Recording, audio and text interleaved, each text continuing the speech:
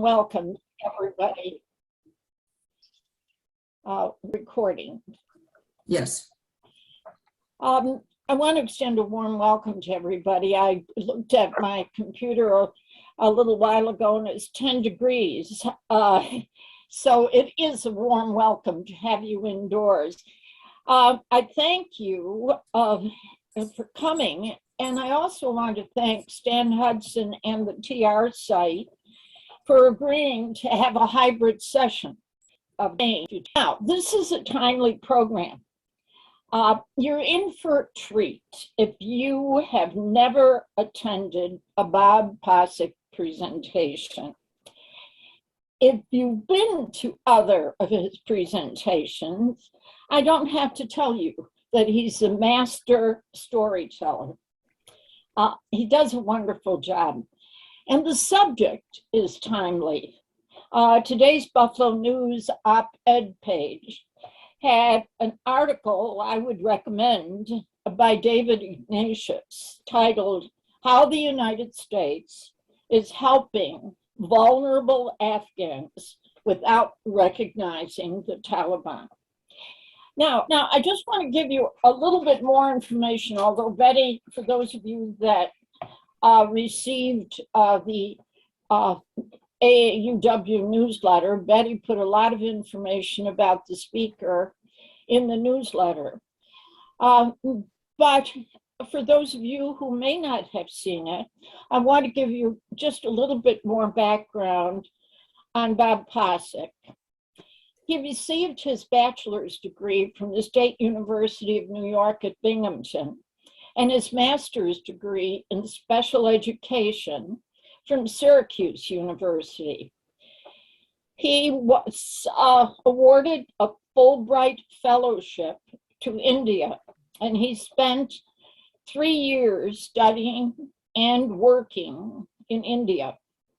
This included volunteer work with the Tibetan refugees, and he had several private audiences with the Dalai Lama. He then worked for 26 years for the New York State Education Department and for an additional 10 years for a research and evaluation firm that's based in New York City. He's now retired. So Bob serves locally as a presenter for a wide range of community groups and organizations. He's done presentations on such varied topics as Benjamin Franklin, the Amazon rainforest, Steve Jobs, the Dalai Lama, Islam. I saw the one on Notre Dame that attracted a couple hundred people at our church. On other programs, Alexander Hamilton, and China.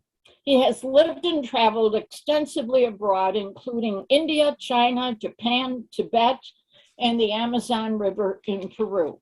That's enough on Bob. Now we'll turn it over to Bob.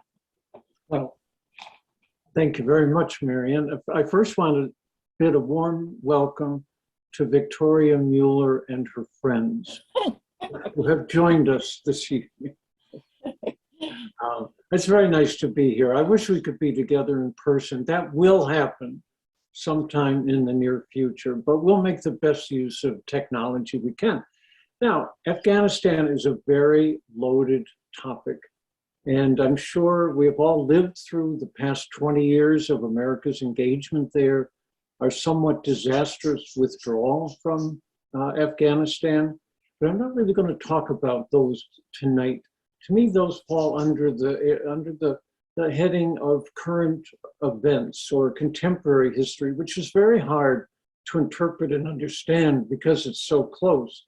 So we're going to look much further back and deeper into the history of Afghanistan leading up to the present time. I think you might think of it as a deep background briefing, and I think it will help to understand what is going on in Afghanistan in the present. So let's begin with a map of Afghanistan today. Now, if my PowerPoint would cooperate. hold on. Oh, guys, wait.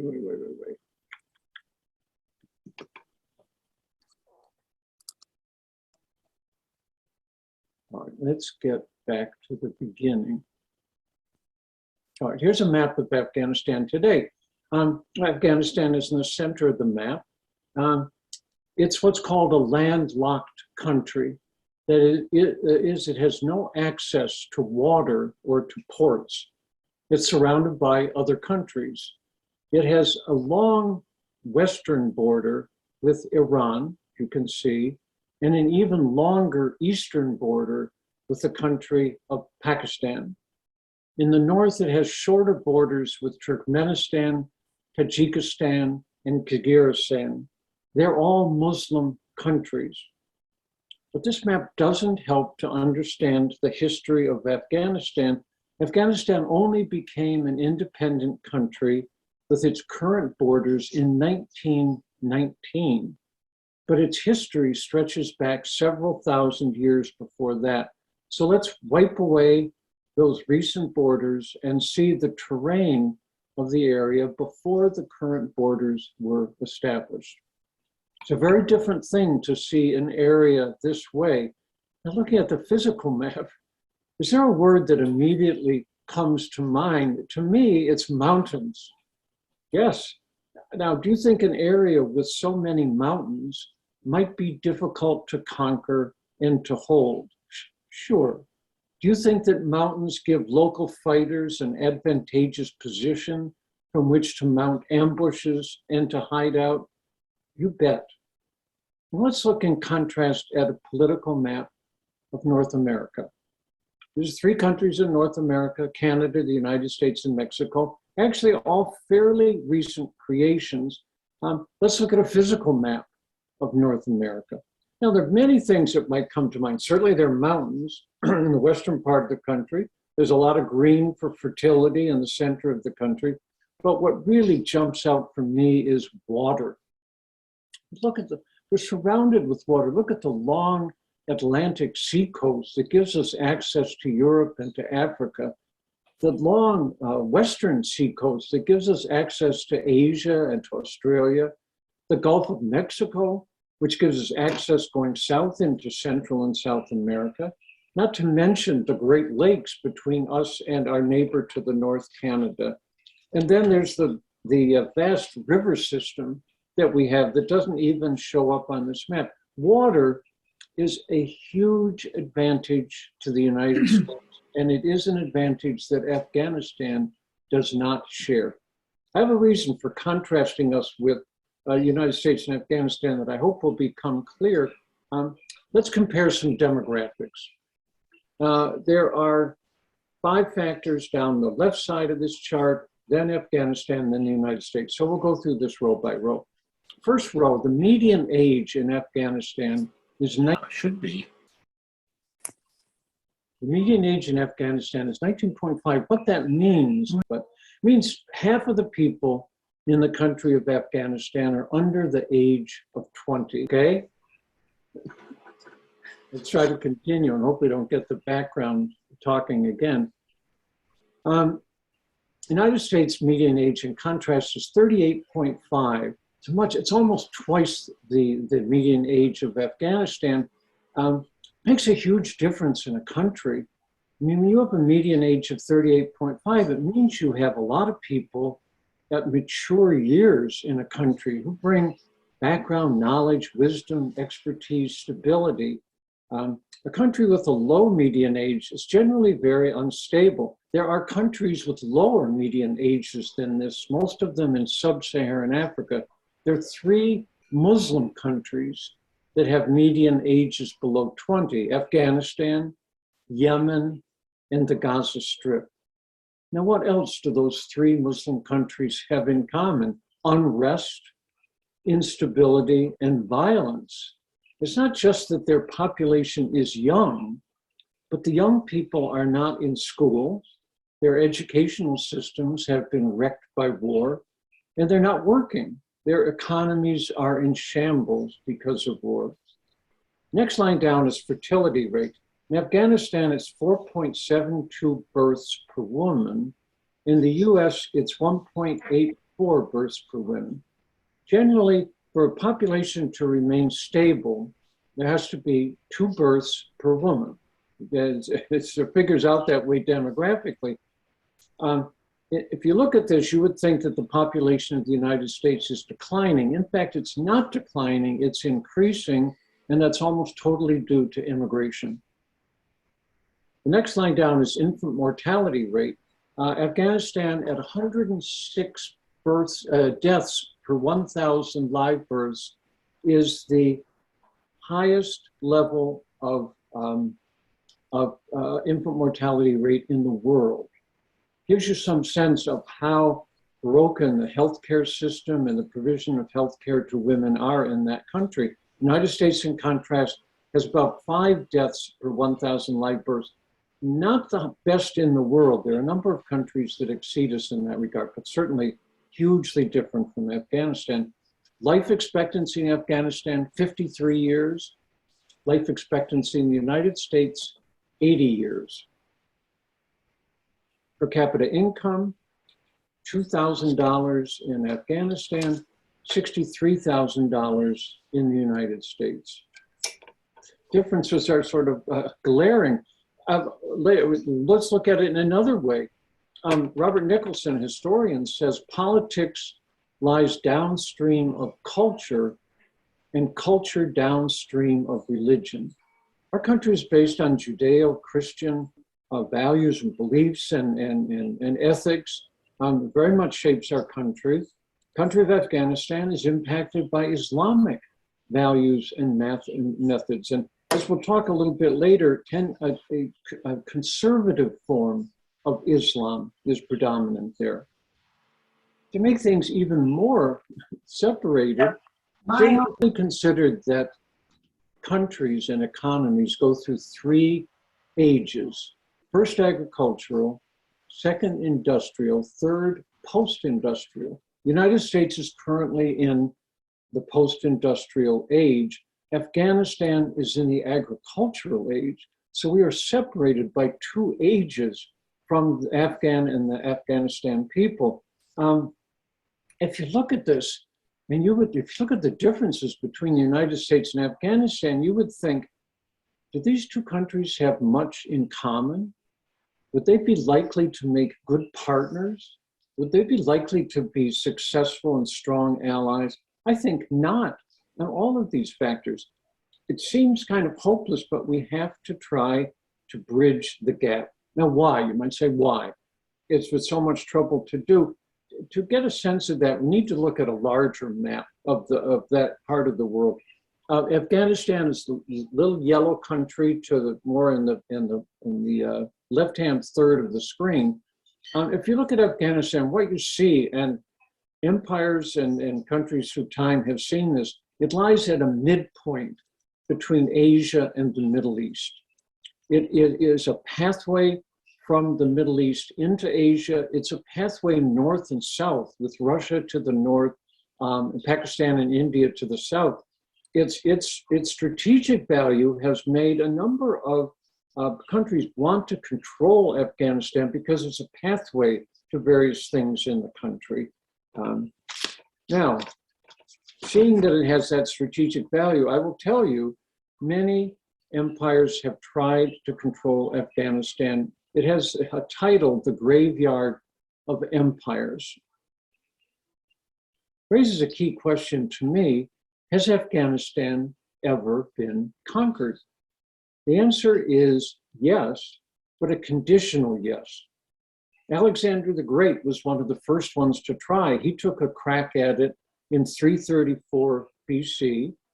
At that time, he headed the most powerful and feared army in the world, the Greek army. He did conquer Afghanistan, but at a great cost. It's estimated that he lost as many soldiers in a 4-month campaign in Afghanistan as he lost in the preceding 4 years.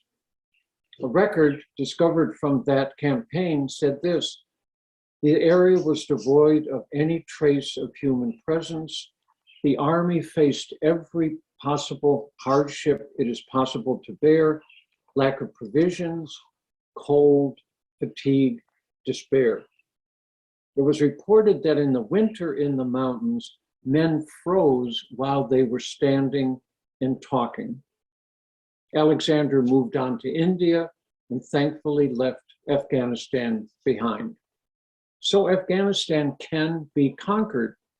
That is only one aspect of a successful invasion. I believe there are three challenges. Let's call them the three C's of a successful invasion. First, you have to conquer the country. Then you have to control it once you're there. And third, you try to change it. This raises a different question. Has Afghanistan ever been conquered, controlled, and changed? The answer to that is yes, and it happened in the 7th to 9th centuries when Islamic armies brought the new faith to areas beyond Arabia where it originated. I think a key difference here is that the Islamic armies were not only out to conquer territories, but to spread a new faith, Islam. They were very successful, as can be seen in this map. From its base on the Arabian Peninsula, Islam spread east into the area that is now Iran and Afghanistan, later into North India.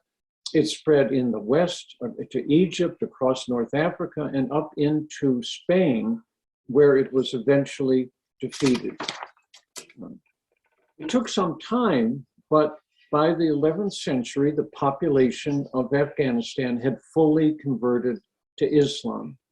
This is represented by the oldest mosque established in Afghanistan, the 9 Domes of the Universe Mosque, which is currently being restored. And in modern times, by the Blue Mosque, perhaps the best known mosque in Afghanistan today. Now, enter the British. The British, when they entered Afghanistan, had the largest empire in the world, powered by Britain's naval power. They maintained large armies to control their far-flung colonies. Here we see a depiction of the British colonial army in northern India, near the border with Afghanistan. The British decided to invade and subdue Afghanistan. They were about to open a world that had been closed since the time of Marco Polo. Accompanying the army were 30,000 camels. One general required 60 camels to tote his personal belongings. Each regiment had 2 camels to carry its cigars. In 1839, the British Army crossed into Afghanistan, and soon its route was littered with dead camels and abandoned baggage. The army entered the mountains. They were subject to ambushes and raids. They conquered several major cities, but the tribes in the countryside and in the mountains slaughtered the British Army. In 1842, the British decided to retreat from Kabul toward India. They were about to experience the greatest massacre of British soldiers in the history of the British Empire. The retreating army was caught in the snows of the mountain passes, with frostbite eating away thousands of limbs.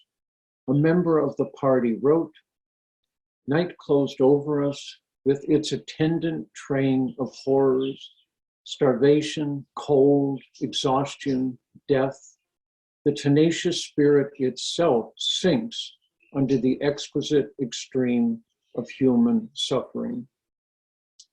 Of the 16,000 people who set out from Kabul, only one man, a British surgeon, made it alive and reached the British fort at the border with India. It's understood that the Afghans allowed one person to live so that he could tell the grisly story of the defeat. So ended the British Empire's invasion of Afghanistan. But before leaving the British saga behind us, I note that in 1919, the British recognized Afghanistan as an independent country. This is when the borders of Afghanistan were formed. Now, earlier I contrasted Afghanistan with the United States. Here's another contrast. The United States became an independent country in 1776. Afghanistan became an independent country in 1919. So though it is a country with a much longer history than ours, as a modern nation state, it's actually newer than the United States. Now, there are so many differences, but the two countries have a surprising similarity. We both rebelled against the British Empire successfully. And a very telling difference. Let me go back. Since 1776, the US has had basically the same flag with stars and stripes, just adding more stars as more states were added.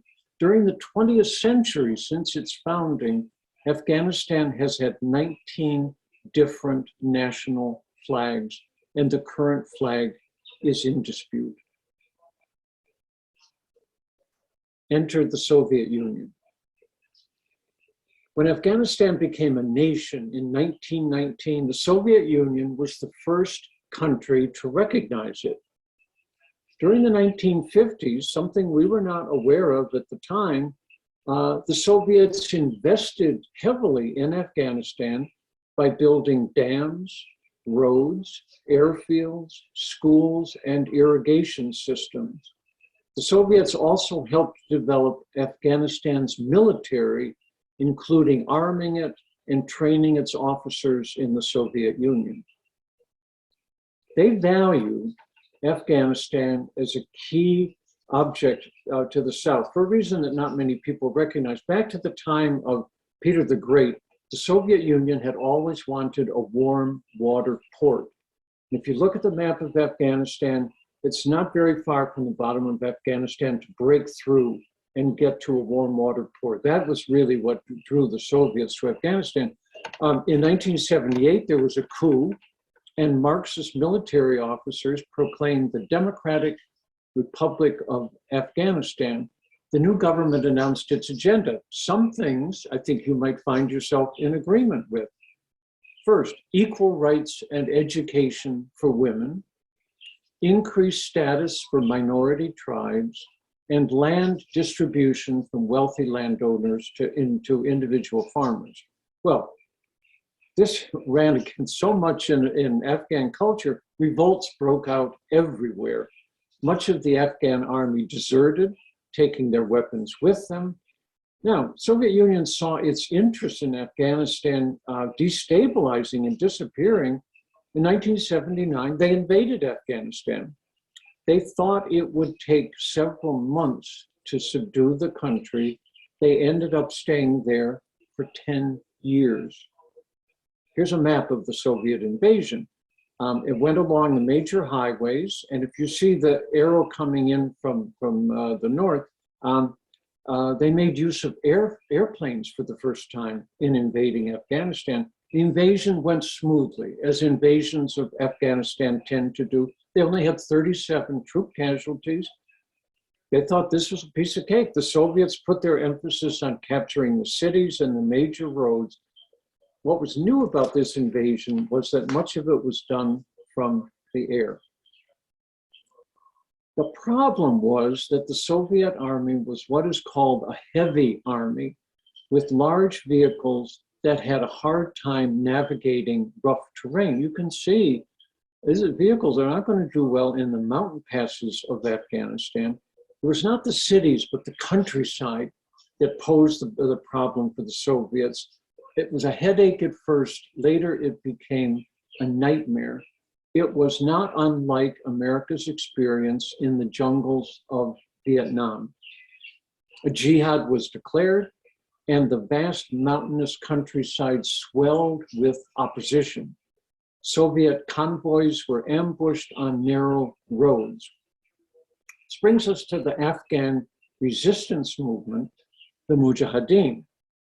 If you look at this photograph of the Mujahideen, you might notice that it's not very different than photographs of the Taliban today.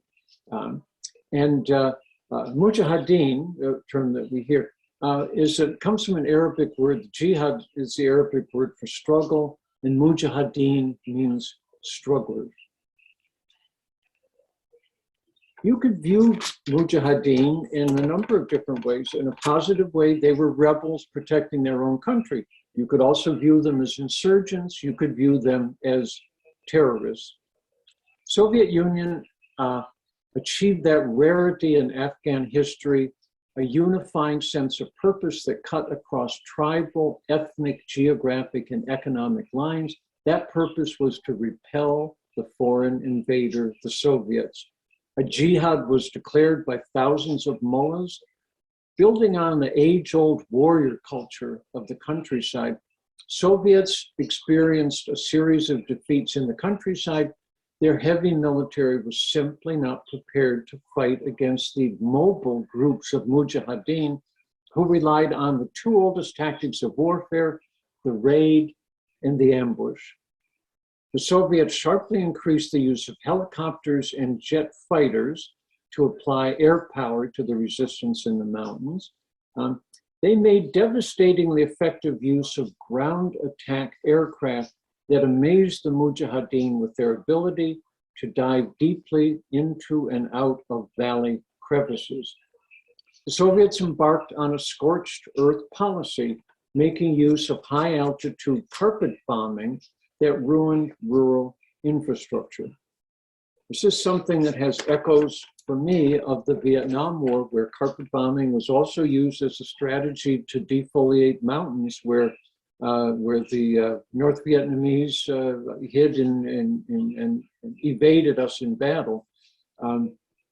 They also dropped hundreds of thousands of what are called butterfly mines. So little mines with wings, sort of metal wings. They float gently down to the ground. When they settle on the ground, they are activated if you step on them. They're easy to step on because they're so small. Their purpose was not to kill the person that stepped on them, but to maim the person, to cause a person to lose a leg, which meant that it slowed everything down. More effort had to be spent on taking care of the wounded warriors.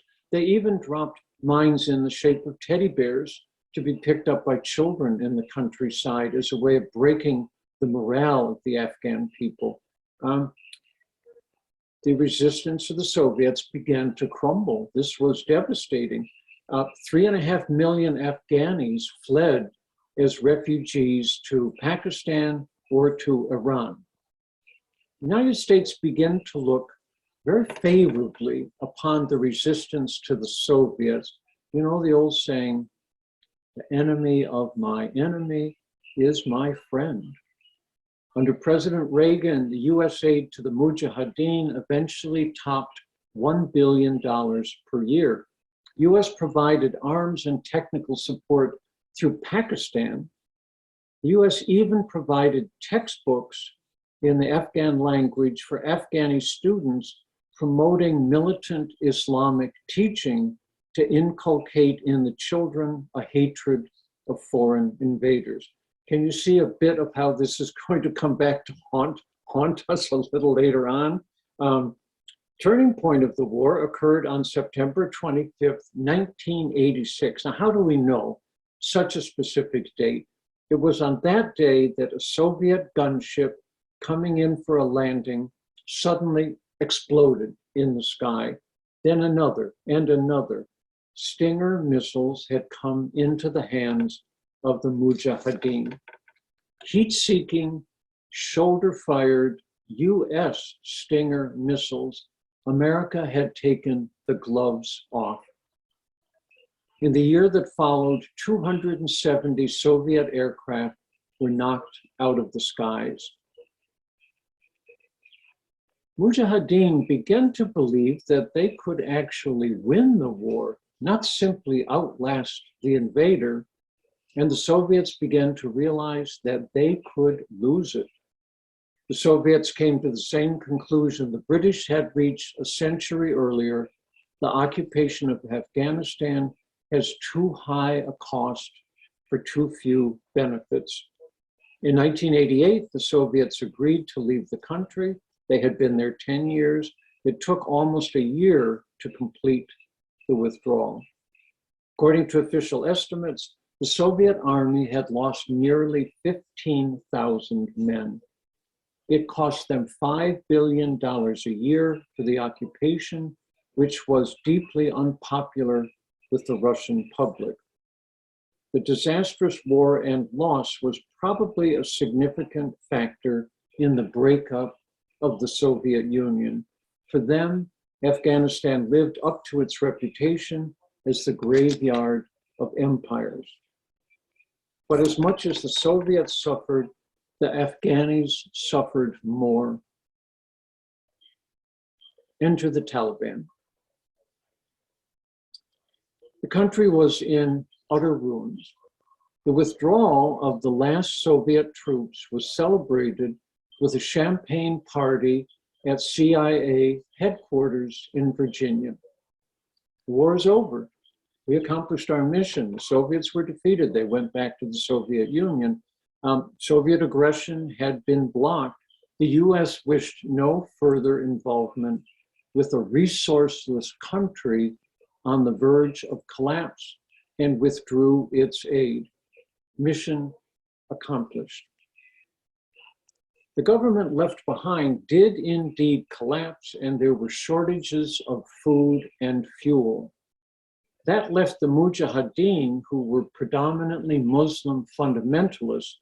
They had been joined and supported by a number of Arabs from the Middle East. This included was a young Saudi aristocrat, Osama bin Laden. Bin Laden in 1982 had established a base in Pakistan from which to provide support to the Mujahideen. With funds from his wealthy family and the Saudi government, he carved out caves and tunnel complexes in the mountains of eastern Afghanistan. Osama bin Laden also created an organization to aid and support the 35,000 veterans of the Afghan War, who were now among the most dedicated and experienced fighters in the world. This group came to be known as Al-Qaeda, which in Arabic means the base. Mujahideen occupied Kabul, and an internal civil war among competing groups began almost immediately. Watch this part, because this is a likely possibility to happen again over the next several years. You unite against a common enemy, then you break up into civil war among competing groups. Standard practice in Afghanistan: throw out the common enemy and then revert to fighting along ethnic and tribal lines. Kabul, which had stayed relatively intact under the Soviets, was destroyed block by block as the various parties fought each other for control of the capital. Within a year, it is estimated that 30,000 Kabul residents were killed and another 100,000 wounded. Many refugees fled the city. In the midst of this collapse of order, Afghanistan became the center of the world's opium trade. The holy warriors became drug peddlers. Shipped to labs in Pakistan and the Soviet Union, the opium was converted to heroin, eventually producing over 70% of the world's supply. This allowed poor rural communities to survive and provided funding for the Mujahideen. Then in 1993, an entirely new group began to emerge. They were tribal Pashtuns from the eastern mountains of Afghanistan. They called themselves the Taliban, which in Arabic means students or seekers. They brought some order to the anarchy raging in that region. A mullah emerged as a leader, Mullah Omar. In the growth of Taliban, as one author put it, one can see the gloved hand of Pakistan. Despite denials, Pakistan's complicity in the Taliban's subsequent success is beyond any reasonable doubt. They could not have operated without the training, ammunition, fuel, and maintenance facilities provided by Pakistan. They needed young warriors. They recruited from Pakistan, from the traditional Islamic schools, the madrasas. They recruited the orphans of the war, the rootless, the restless, the jobless. From the outset, the Taliban struck a chord with the war-weary populace. In areas the Taliban controlled, they replaced chaos with strict order under conservative Islamic principles. The local people welcomed order in place of anarchy. This is the siren song of law and order that becomes appealing to people when there is uncertainty and confusion and anarchy. The Taliban soon began to impose the strictest interpretations of Islamic law and customs. Thieves had their hands amputated, women were forbidden to work, girls were excluded from schools, the wearing of the burqa was decreed, games, music, and television were banned, public stoning was the punishment for adultery. It seems almost like Middle Ages than anything in the modern world, but the goal of the Taliban was to revert Islam back to the way it was in the year 600 when the Prophet Muhammad first created the faith. Now I want to focus a bit on the repressive treatment of women, because I know that is of keen interest to this group.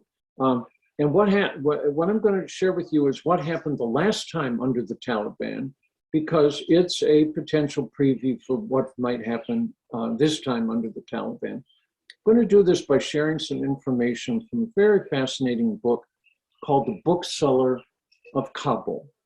Here are the basics of the book. The author's name is Åsne Sirestad. She is a Norwegian woman, then in her early 30s. She was a veteran journalist who operated in war zones. She tended to go in with armies as they were invading, and often was the first reporter in an area. She went to Afghanistan shortly after September 11th. There she met a bookseller who turned out to be quite progressive and invited her to live with his middle-class family. She did so for 3 months, essentially undercover. The book is the recounting of her experiences while there. She came to see that the goal of the Taliban was to recreate a society like the one the Prophet Muhammad lived in on the Arab Peninsula in the 7th century. For example, men were required to grow beards. They could no longer be unshaven, but the beards had to be a certain length. They had to be a fist length below the face, because when the Prophet Muhammad was living, his beard was described as being the length of a fist. So they were part of the prescription. They had no interest in progress. They were opposed to any change that had occurred since the 600s. The burqa was perhaps the most complete symbol of the suppression of women. It is the long robe that covers women from head to toe. The author, Åsne Sirestad, adopted wearing a burqa outside the house because it allowed her to be anonymous, unnoticed, unhassled, safer.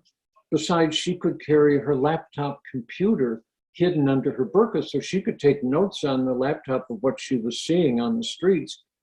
She writes about the burqa, how in time I started to hate it, how it pinches the head and causes headaches, how difficult it is to see anything through the grill, how enclosed it is, how quickly you start to perspire, how all of the time you have to be aware of where you are walking because you cannot see your feet.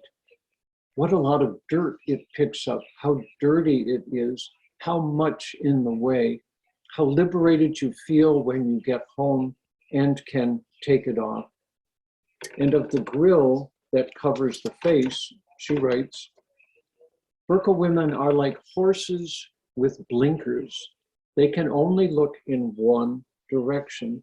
It is impossible to glance sideways. The whole head must turn. Another trick by the burqa inventor, a man must know what his wife is looking at. Young women were viewed as objects to be bartered and sold through contracts between and within families. In fact, it was rare to marry outside the clan and common to marry cousins. It was considered prudent and safe to marry those who you know, people in your own clan. There's also of paramount importance that young women remained virgins until they were married. They never went anywhere on their own, even for the most simple errands, and never slept alone. A young woman slept beside her mother until the day she was married. They simply did not know what it was like to be alone. If a woman was divorced, she would lose all rights, privileges, and social standing. She would lose access to her children and be ostracized and disgraced. That is basically how things operated in Afghanistan at the time this book was written. Women were second-class citizens. They were required to ride in the back of buses. They had only had social standing through marriage. An older wife, after she had borne children, could be displaced by a second wife. Young girls were viewed as valuable property that could be sold to the highest bidder as a wife. There was even a practice of child brides. So what did the families do with the money they got from marrying off a daughter? They invested it in the education of their sons, who were viewed as the only truly important persons in the family. Educated Afghanis and those with a fuller understanding of Islam were appalled. The Taliban's religious policies became widely unpopular, especially in the cities. They remained in power for only 5 years. Keep this in mind with the Taliban in power now. Now let's bring Osama bin Laden back into the picture. Bin Laden returned to Afghanistan from Pakistan, set up operations in the cave complexes he had helped to build. The Taliban now controlled most of Afghanistan, and bin Laden and Mullah Omar began to work closely together. On September 11th, the World Trade Center buildings were attacked and destroyed. It was the work of Al-Qaeda. Afghanistan suddenly found itself in the eye of a global storm. Entered the United States. This brings us up to the point when the United States entered Afghanistan to root out the terrorist network there. In October, US jets struck Taliban positions from the sky, and the Taliban soon unraveled. Mullah Omar and Osama bin Laden fled to Pakistan. I did not realize bin Laden barely escaped with his life at that point, but he made it to Pakistan. As you know, the United States ended up spending the next 20 years embroiled in Afghanistan. Not going to say much about that period because it's very recent. There's not enough perspective to really understand it. One thing we do know is that during that period, many opportunities were created for women to receive education and to participate in government and non-governmental organizations. Sadly, indications are that those new opportunities are threatened by the new Taliban regime. Whether the women with higher levels of education and experience in government and organizations will be able to exert pressure and surmount this remains to be seen. I want to end with this very wise and sadly true observation from the philosopher George Santayana. Those who fail to learn from history are doomed to repeat it. There is much to be learned from the long and more recent history of Afghanistan. I sometimes think it's difficult for us as Americans to understand parts of the world with much longer histories than our own. We are a relatively new country, and our focus is more often on the future than the past. I'm often surprised by how much my fellow Americans and I don't know about our own country's relatively short history. Any study of history could have predicted that our attempt to conquer, control, and change Afghanistan was doomed to failure. Unfortunately, we didn't enter Afghanistan with our eyes wide open, but with our eyes firmly closed, thinking that our vastly superior military would succeed where others failed. As you know, it didn't. So what lessons can we learn from the history of Afghanistan? I would cite these. First of all, the country has a long history of resistance to change. It's not an easy culture or society to change in any way. Its location has been and continues to be of strategic geopolitical importance. It's a tribal-based society, fiercely independent tribal-based society, resists any incursions from the outside. Conservative Islam drives its culture. It is an Islamic country, and there are well-educated and more refined practitioners of Islam, but the culture is predominantly driven by conservative Islam. Tribes and regions fight against each other all the time and are very difficult to unite except against a common enemy. Country often lacks a viable, stable central government. We're a country with a government. We like to deal with the governments of other countries. When you're dealing with the government of Afghanistan, sometimes it has little control of the country outside the city limits of Kabul. It's possible to conquer, difficult to occupy, nearly impossible to change. Women for a long time have been subservient to and unequal to men. It has a vastly underdeveloped economy and educational system. It has been and continues to be a place of unrest. I think these are some of the lessons that the history of Afghanistan has to teach us. And here I will end the program and be happy, I don't know how you're going to do it, through chat room or whatever, be happy to entertain any observations, questions, perspectives that occur to you, and I'll do my best to respond to them. Now we ask people to put questions in chat, if you would. And I'll start with a couple questions, and then please feel free to add your questions into chat. We could do different ways of handling this, but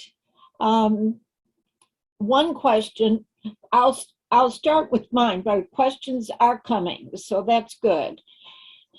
Are women who, the younger women, well, not even, just the women in general, are they in any position to mobilize protests against the Taliban?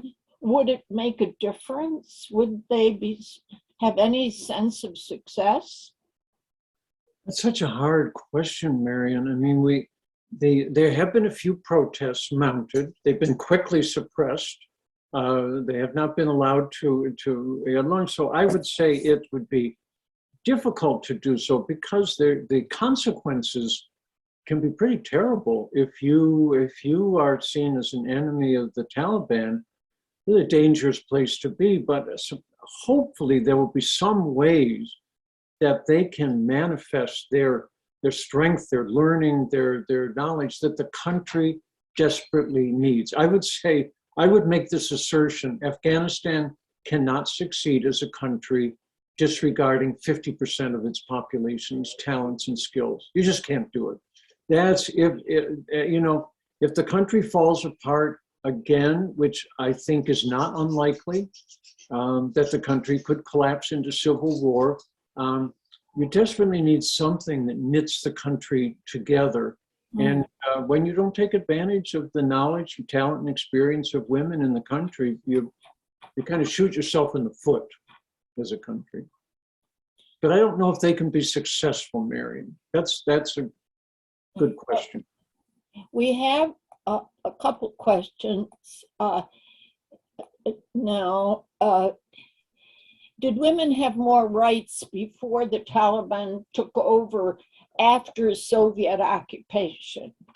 I would say yes. I don't know a lot about how much the Soviet Union did in its effort to create equal rights for women in education, but I actually don't know that. I should know more about that. I will find out more about that. I know that was a stated principle of the Soviets, but I don't know if they actually accomplished it. Odds are they may have, because in the Soviet Union, women are in all kinds of positions in science and medicine and government and the military. And so it would not be unlikely that they would look favorably upon that in Afghanistan, but I don't know if they actually, what it actually accomplished. I can't contribute that. The next question, please talk about the different social classes of women and also the rural as opposed to urban women in terms of educational and job opportunities under both the Russian and the American occupation. Well, I would say in general, and this would apply, I think, equally to the American time there, occupation, and the Soviet occupation, that women in rural areas would fare less well than women in urban areas.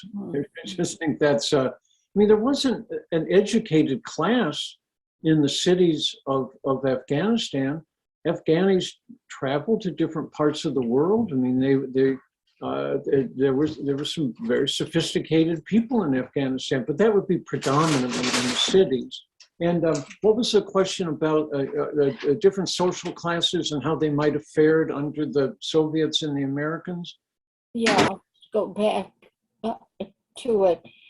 The social classes of women and also rural as opposed to urban, you mentioned that, in terms of educational and job opportunities. And that was, of course, under both Russian or American, if they were different. Yeah, well, I'm going to say something that might sound a little bit cynical, but the people who already have standing and resources tend to do better than those who don't. I mean, in a sense, there were social classes in Afghanistan. There were long-established families, there were dynasties, there were warlords that controlled parts of the country, and their families and the people close to them had a higher social standing than others did. And whether the Soviets altered that much, I'm not sure. What the Soviets tried to do was get local Afghans to actually develop a Marxist country. This was before they invaded. And the Afghan people did not like it, did not adhere to it. And probably because it threatened the independence of some of the warlords in the countryside, valued their independence. They didn't like the idea of land redistribution and sharing of equal rights for women. And so I'm kind of stuck on figuring out a good answer to this question, Marian. But I would tend to say in general, people who already have some level of standing tend to have a higher level of standing in whoever is in charge, because you have resources to start with and family networks and people that can open doors for you. And I think that's probably the thing that prevailed more than the Soviet influence or even the American influence. And do the warlords have more power given their access to finances? When you said they have 70% of the world's supply of opium and then heroin. Well, the warlords each controlled a certain area of Afghanistan, and they, and they jealously guarded their area, and they left each other's areas alone. It was like, this is your area, this is my area. We've got like gangs. And so they weren't natural allies, but when they felt threatened, they became allies. They collaborated better and worked together. So you have the warlords in their areas. Then you have the Pashtun tribes in the eastern part of the country, which were very familial-based tribes, and And there were a number of them, many different kinds of Pashtun tribes in Afghanistan, but they would collaborate when they were fighting, felt they were fighting against a common enemy. Can anyone envision a successful economy there?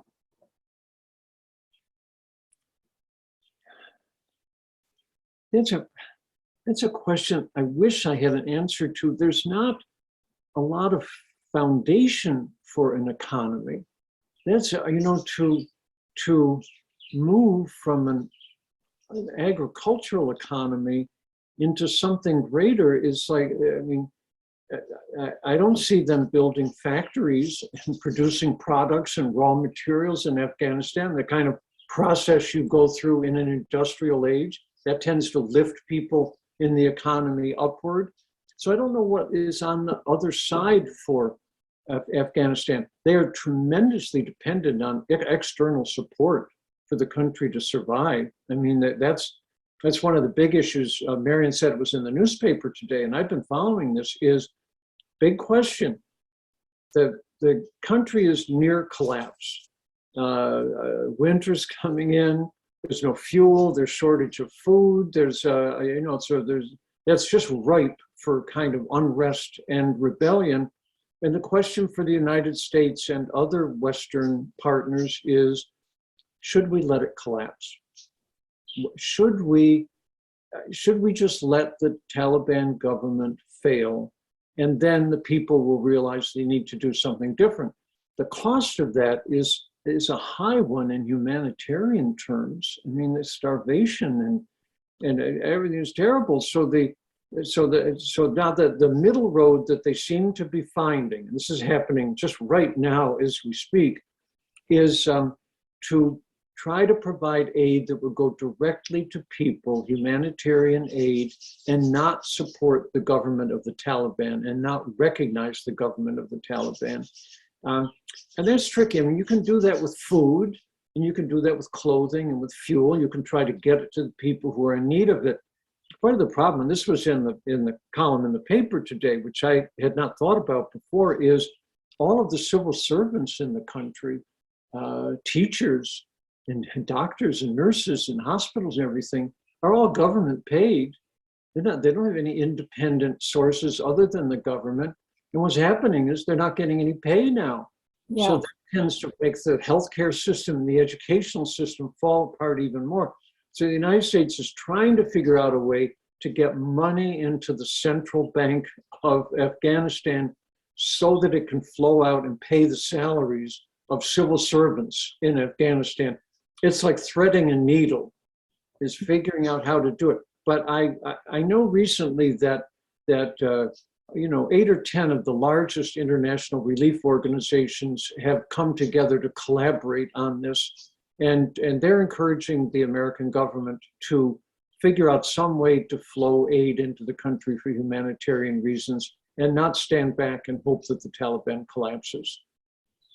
Do the Kurds have an influence? What is, if any, the Kurds? Do Kurds have an influence in Afghanistan? No, it's entirely, I mean, the Kurds, I think, that are 2 countries away. Yeah. One thing, you've got Iran to the east, and then Iraq past that. No, I don't think so. The countries, you might sort of think, well, if the United States and Britain and France and the Allies don't step in and begin to exert some influence and leverage over the Taliban, who might step in and do that? Now, what you generally fear is, well, that's an open door for the Soviets, for Russia, and for China. Neither of those are going to work. I mean, Russia will not dare set foot back in Afghanistan. Their credibility is completely lost. China is a non-player in Afghanistan. The 2 countries with the greatest leverage in Afghanistan are Pakistan and India. And they both have a keen interest in Afghanistan, and they may be able to exert some influence, and we may find a way to work through them as partners. Pakistan is a notoriously unreliable partner. India has been a more reliable partner.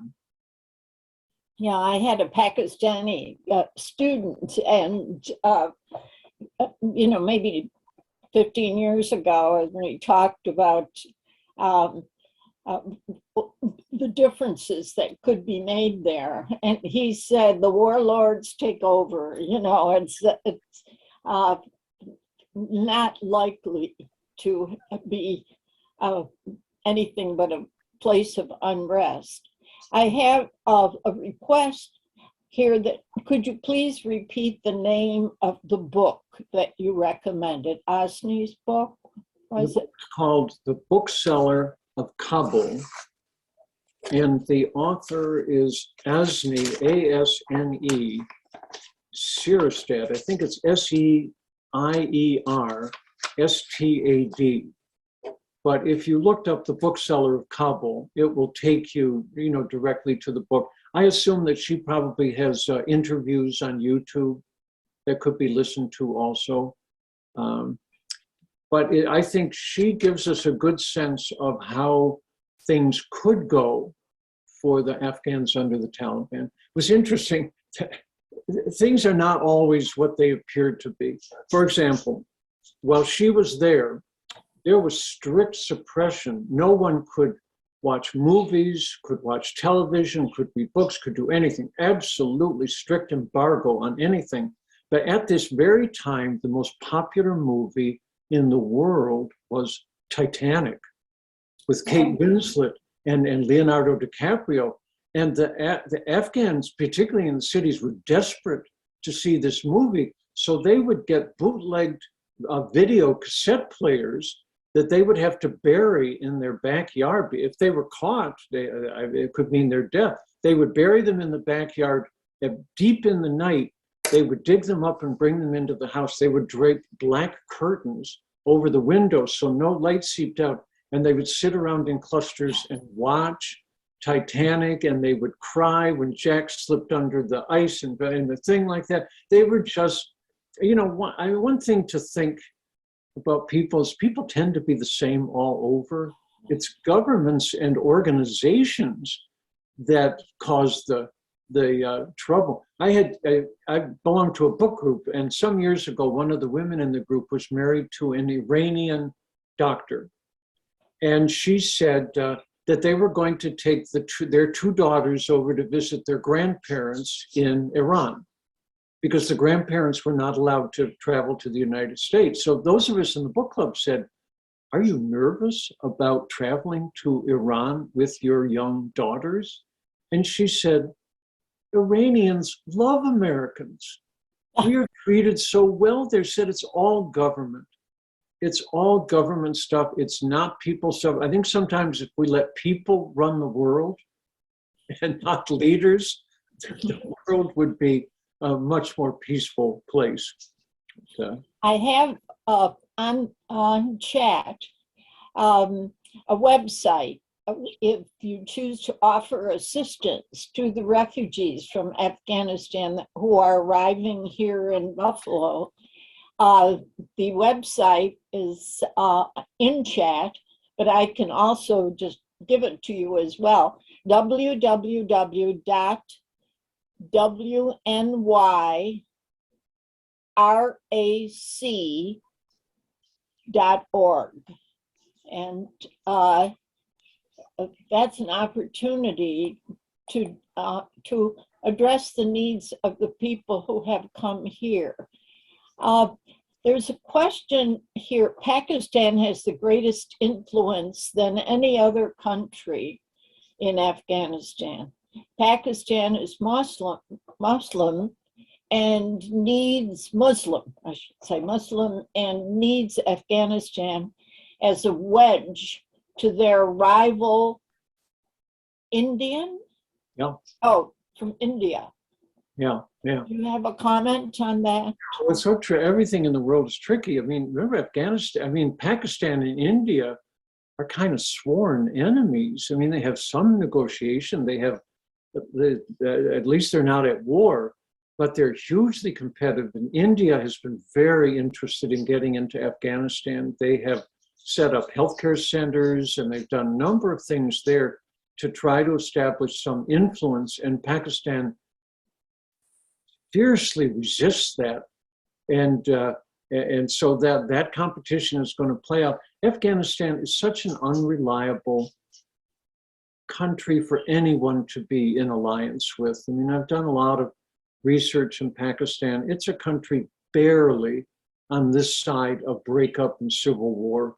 I mean, it's basically a military-run country. That's its only democracy. It's had something like 15 deposings of government. There's never been an elected government in Pakistan that was succeeded by another elected government. It was always taken over in a coup by the army. So they have, it's not a very reliable partner, and they tend to do, I think, more mischief than good in that part of the world. Now, the comment here, thanking you for a good presentation, but the conclusion, and this doesn't have to be the last comment, but the comment was that we're more, well, let me see, I go back. We're all more alike than we are different. Well, that's interesting. I don't know how you'd react to that, but what you showed us from the beginning was how different we are as countries, but as people and what we value or what we want, we're more alike than different. How would you answer that? I believe that. Maybe that's just my faith and my faith in humanity. And but just think how, I mean, just think of Malala, and do we all know because of, I mean, there she was in a remote village. She wanted to go to school. Her father wanted her to go to school. Her parents supported it. She would get on the school bus, and someone would get on the school bus and shoot her for going to school. So you have both those things operating. Is you have probably the more common response would be parents wanting to see their children get education and move up.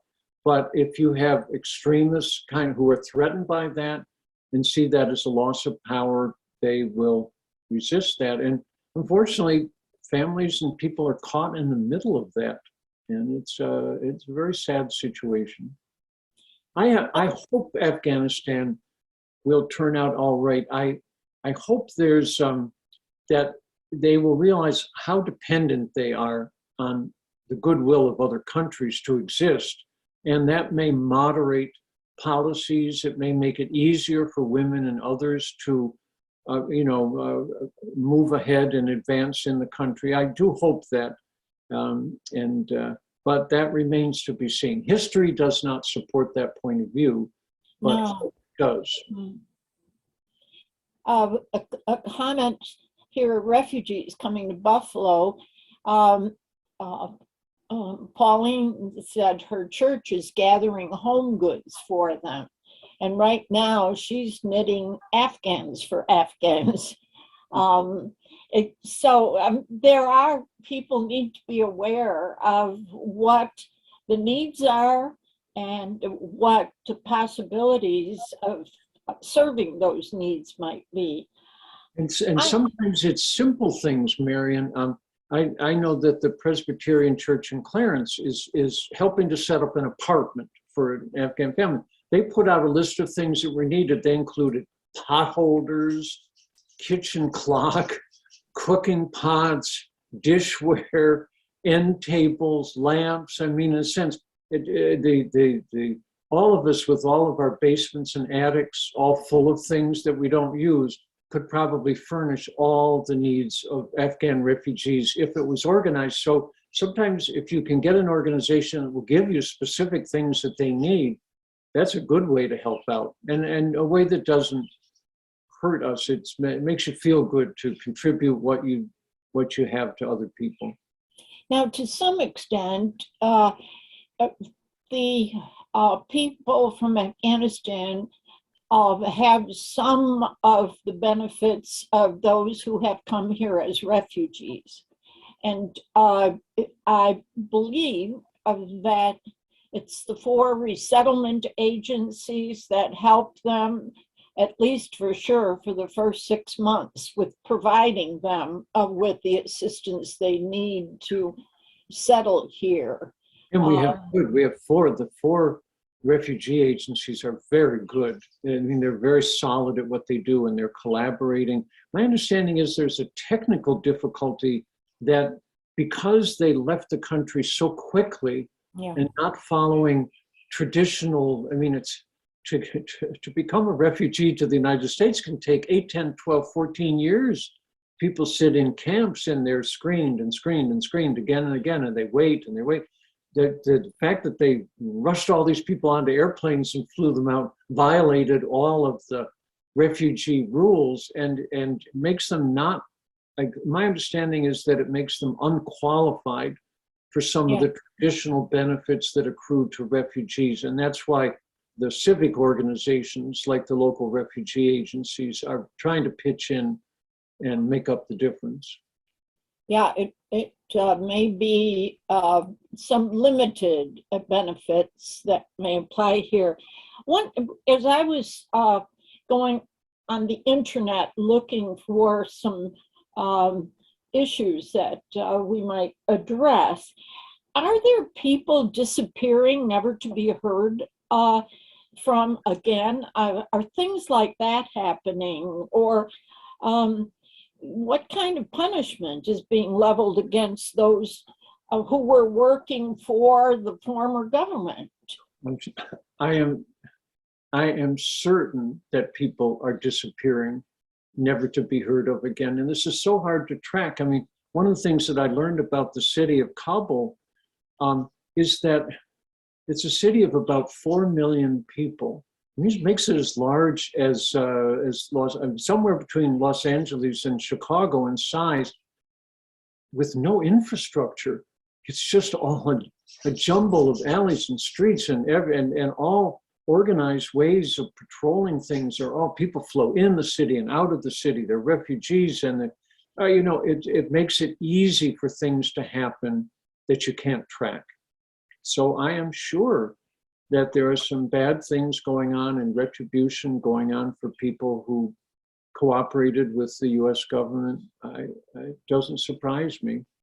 It's very sad. It's always a choice for people to decide, are they going to work with an outside country, knowing that if it fails, they will be in a position for retribution. And that's why we tried to get as many people out as we could, but the country collapsed much faster than the American military thought it would, where they thought they had months, they had days. And that's why it got so confused at the end. There should have been a much more orderly transition of people out of the country than there was. And we have a history of not doing a good job with that, don't we? Historically, I mean, this is not the first time it's appeared to be so poorly planned. I have a couple more questions here. This one should be the last question, but I do have one after that. But a question: does Mr. Poczik have a website to access more of his interesting topics? You mean to ask questions about this after the session? Is that what the question is? No, I think they want to, the person enjoyed this and would like to, I'm interpreting that question, would like to know what else you're talking about and where. And do you have a website that would tell us that? I don't, Marian, and people have said that to me, and shame on me for not doing that. But what I have to say in the interest of transparency is that I am a generalist, not a specialist, because I'm not an expert in Afghanistan. I just studied and learned as much as I can to turn around and share with other people.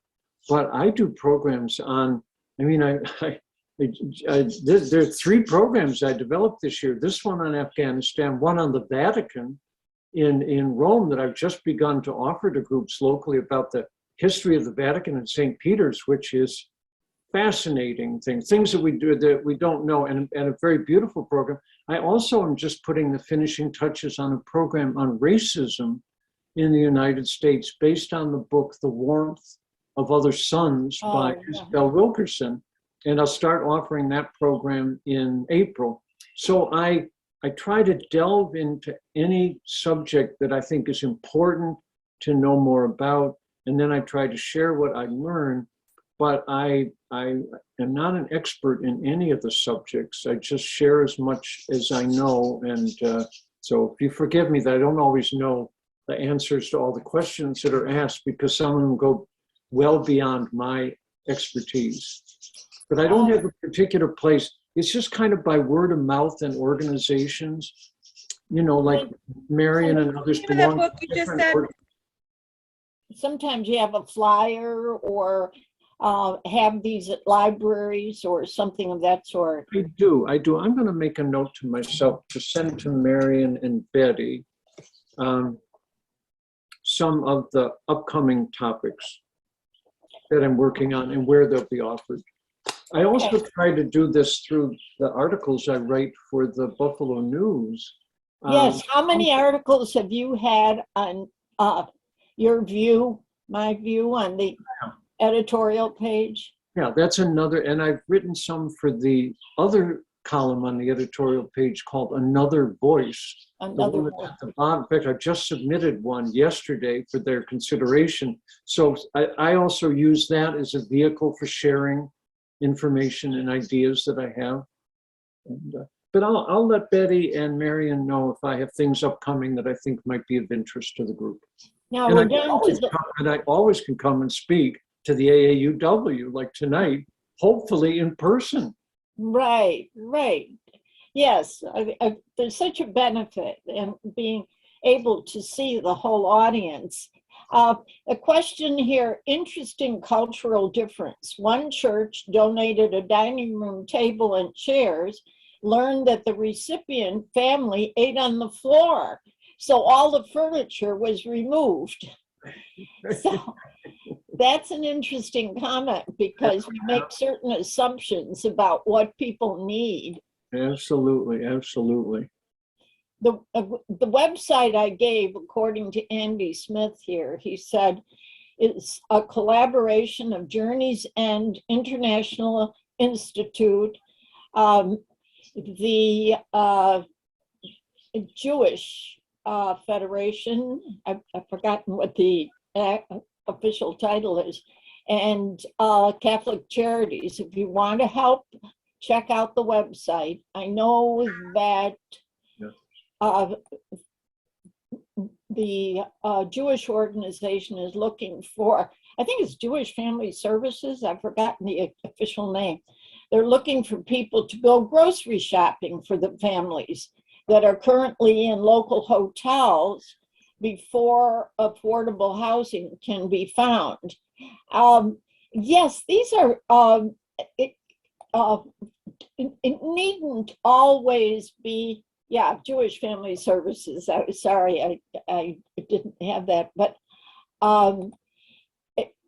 sometimes it's help of a different kind, not just donations. Someone said, let's have you talk on racism. Another person said, The Warmth of Other Suns.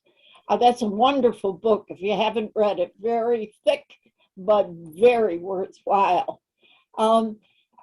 Someone else said, I'd like to learn more about your studies on Benjamin Franklin, Alexander Hamilton, and racism, but I guess I'll just hope I hear of when you're speaking again. Thank you for tonight, Mr. Poczik. You're welcome. Thank you for a great presentation. That's a good way to end it. I give you applause so we can use your reactions to give applause. I just want to invite people who are participating tonight. If you don't know or don't receive, please check the website of AAUW and Our newsletter is always a good source of information. Our next session will be on February 17th at 7 o'clock, again on Zoom. And that's to hear Dr. Sue McCartney, who is director of the Small Business Development Center. And she's going to speak on the persistent challenges facing women in business. So I look forward to seeing some of you. I didn't see all of you anyway, but again, I want to thank Dr. Bob Poczik for his presentation, and we'll try to iron out any problems on Zoom for those of you who will be joining us the next time. And Bob, we'll have to find a way for you, now that people have heard the master storyteller, to have you promote yourself to a larger group of people. Not just, I mean, word of mouth is the best in a way because it has the most credibility. Those who have heard you before, as I have, are certainly not taking a risk by recommending you to another group. So thank you very much. Thank you all for attending. I appreciate the comments and the questions, and even if Zoom has its limitations, aren't you glad you didn't have to suffer through 10-degree or whatever the temperature is out there at this time? But it might be icy, who knows? So thank you very much for attending. And